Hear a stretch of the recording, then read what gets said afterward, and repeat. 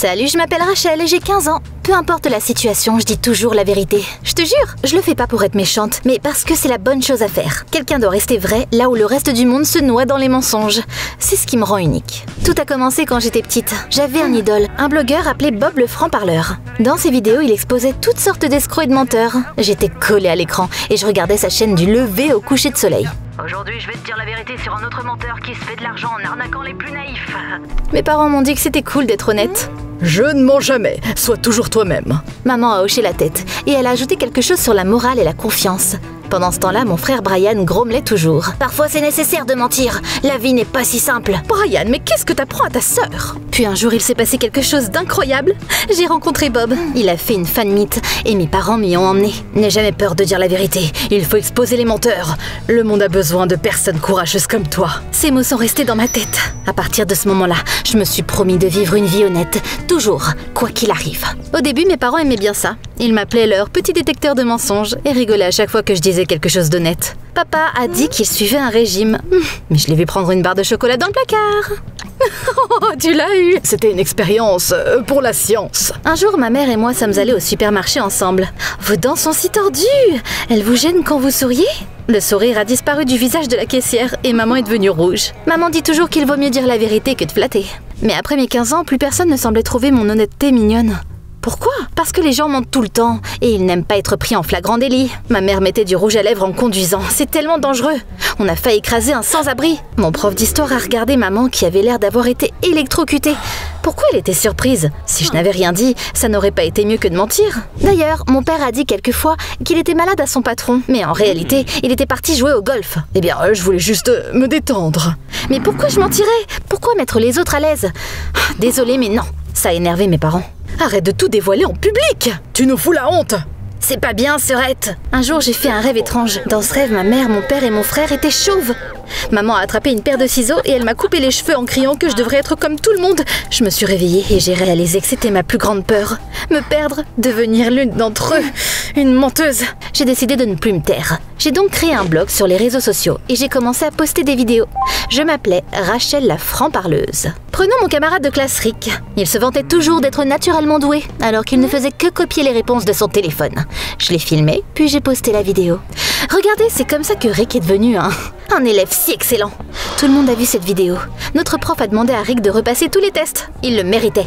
Ensuite, j'ai exposé notre prof de chimie. Elle donnait les meilleures notes à ses élèves préférés, même quand il rendait des copies vides. J'ai comparé les notes de chacun dans les feuilles de calcul et j'ai trouvé un tas d'incohérences. Ensuite, j'ai fait une vidéo dessus.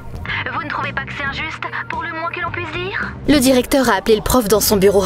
Quand je marchais dans l'école, j'avais l'impression que je faisais quelque chose de vraiment important. Parce que je n'étais pas juste une étudiante. Je me battais pour la vérité. Et ce n'était que le début. Le monde autour de moi suppliait littéralement d'être exposé.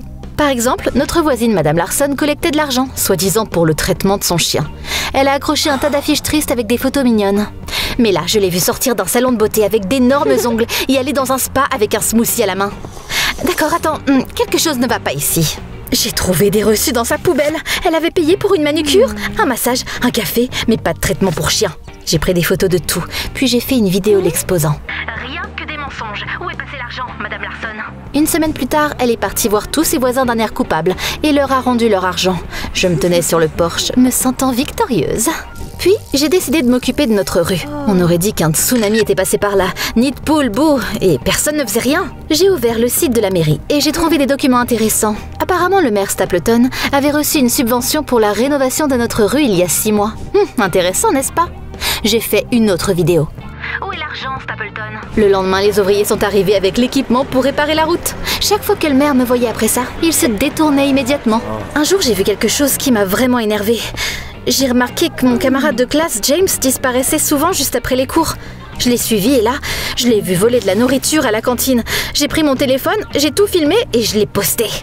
Un élève de notre école vole de la nourriture à ses camarades de classe. Le lendemain, James est venu me voir. T'aurais pu au moins me demander pourquoi je fais ça. Je n'ai jamais rien volé. Pourquoi tu te cachais alors? Mais il est parti sans un mot. Peut-être qu'il ne mentait pas, mais d'un autre côté, il avait pris de la nourriture en secret. C'est bizarre, non?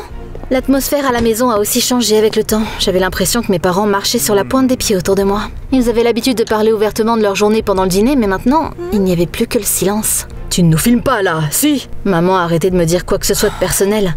Même Brian a commencé à cacher son écran de téléphone quand j'étais pas loin et il ne voulait pas me laisser entrer dans sa chambre. Au moment où j'entrais dans une salle de cours à l'école, le silence tombait sur la pièce. J'étais contente, je me disais ça y est, victoire, ils ne mentent plus. Mais là, quelque chose s'est mal passé. Je ne trouvais plus rien d'intéressant, rien ne semblait suspect, comme si le monde entier faisait profil bas. Personne ne faisait des bêtises, personne ne mentait et je m'ennuyais. Je restais assise là, mon téléphone dans mes mains pendant des heures à essayer de trouver une nouvelle idée de vidéo. Puis j'ai commencé à remarquer des petites choses. Un de mes camarades de classe a jeté un emballage dans une poubelle mais l'a raté. C'est la force de l'habitude qui m'a fait allumer la caméra. C'est comme ça que les catastrophes environnementales commencent. Quelques jours plus tard, j'ai vu notre prof de physique tenir la porte de notre prof d'histoire en sortant de l'école. Une romance sur le lieu de travail? Nos enseignants trompent-ils leur famille? Sue, une fille d'une autre classe, a oublié sa boîte à lunch sur un banc. Sue se moque des affamés. On pourrait croire que j'étais trop dure, mais j'avais plein de likes et de soutien dans les commentaires. Tu fais en sorte qu'ils sont sur leur garde. Ça, c'est du courage. Continue comme ça. J'ai eu mes premiers fans et je me sentais unique et spéciale. Mais là, il s'est passé quelque chose d'étrange. J'ai remarqué que ma famille cachait aussi quelque chose. D'abord, j'ai vu mon père debout près de sa voiture avec une femme que je connaissais pas. C'est quoi ça ? Elle montrait quelque chose à mon père sur son téléphone et ils ont rigolé. Je me demandais s'ils n'étaient que des collègues ou quelque chose de plus. Puis Brian a ramené une nouvelle console de jeux vidéo à la maison. Il avait dit qu'il économisait, mais je savais qu'il n'avait pas ce genre de somme. C'est suspect. Je les ai regardés et j'ai vite compris ce qui se passait. Papa trompait maman avec une collègue. J'ai lu ses SMS. Il avait dit à maman qu'il était coincé dans une réunion alors qu'en réalité, il était avec cette femme dans un café. Brian volait de l'argent dans le coffre-fort de la famille. Il s'achetait toutes sortes de choses chères. Et il disait à nos parents qu'il les avait eues à prix réduit ou en cadeau de la part d'amis. Mais c'était pas tout. Il s'est avéré que ma mère voyait un thérapeute depuis des mois, en cachette. Elle utilisait l'argent mis de côté pour mes études pour payer les sessions. J'étais bouleversée, c'est le moins qu'on puisse dire. Pourquoi elle utilisait l'argent de mes études? J'étais furieuse. Pendant des années, ils m'ont dit que j'étais trop dure, disant que j'étais allée trop loin avec mes investigations. Maintenant, je comprenais qu'ils étaient tous des menteurs, tous les trois.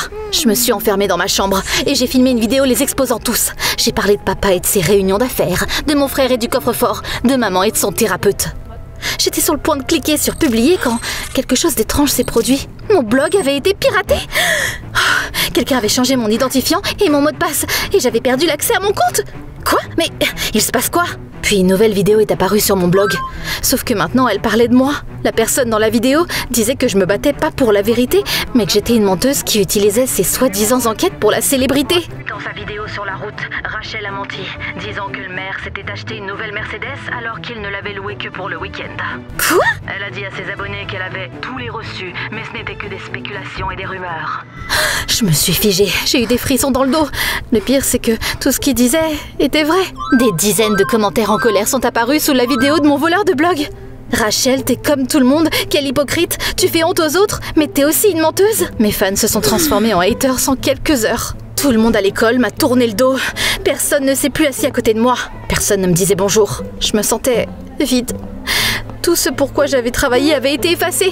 Qu'est-ce que j'étais censée faire maintenant? Étais-je une héroïne ou juste une fille qui pensait qu'elle savait mieux que les autres, mais qui en fait ne faisait que causer des ennuis? Puis, j'ai décidé de découvrir qui avait piraté mon blog. J'ai fait une liste de tous ceux que j'avais exposés. D'abord, j'ai coincé mon professeur de physique. Je sais que c'était vous, vous m'avez piégée. Il m'a regardé comme si j'étais folle. Il a dit qu'il ne savait même pas comment monter des vidéos et il a dit qu'il n'avait aucune idée de ce dont je parlais. Ensuite, je suis allée voir Madame Larson. Admettez-le, c'était vous, pas vrai? Ne mentez pas ou je parlerai de vos messages à tout le monde. J'ai rendu tout l'argent, pourquoi tu m'embêtes encore? C'était pas elle non plus. Tout le monde semblait me détester, mais personne ne m'a avoué m'avoir exposée. Ou peut-être qu'il ne voulait juste pas l'admettre. Puis un jour, l'impensable est arrivé.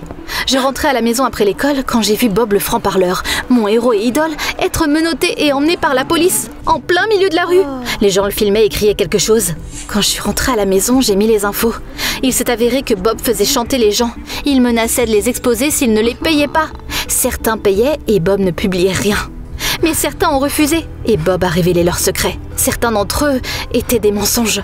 En lisant ça, j'avais l'impression que mon monde s'effondrait. Je l'admirais, je voulais être comme lui. Peut-être que je l'étais déjà.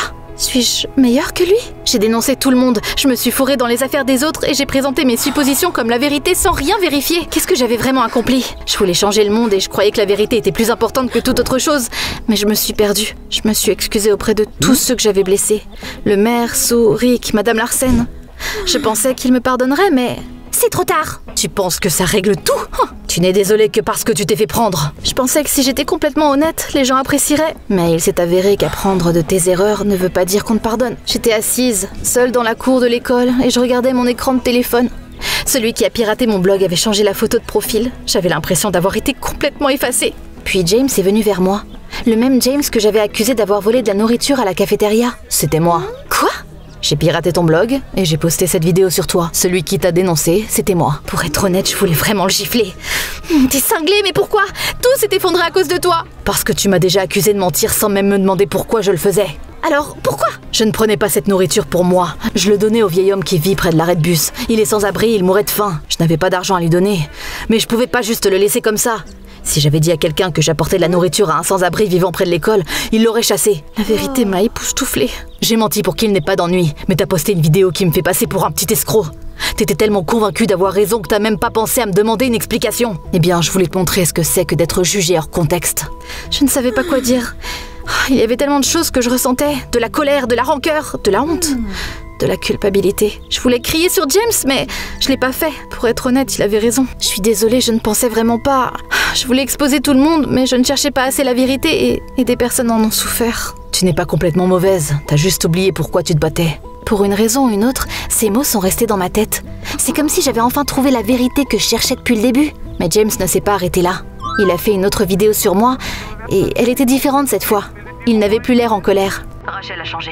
Elle a réalisé qu'elle avait tort. Et elle veut s'excuser auprès de tous ceux qu'elle a blessés. Elle essaie de changer. Il l'a posté sur mon blog, et il m'a donné le nouveau mot de passe. Je m'attendais pas à ce qui allait se passer ensuite, mais des dizaines de nouveaux commentaires sont apparus sous la vidéo. D'accord, je vois que tu as changé, je te pardonne. J'étais en colère contre toi, mais c'est clair que tu tiens à la vérité. Certaines personnes ont écrit qu'elles me comprenaient. Certains ont dit qu'ils avaient aussi fait des erreurs. Certains ont juste commenté en emoji cœur.